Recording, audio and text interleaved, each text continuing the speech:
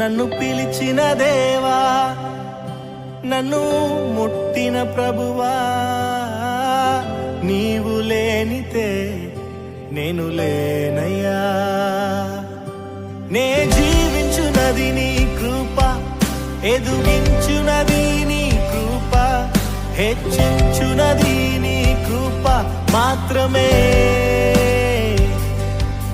నే జీవించునది నీ కృప, ఎదుగించునది నీ కృప, హెచ్చించునది నీ కృప మాత్రమే.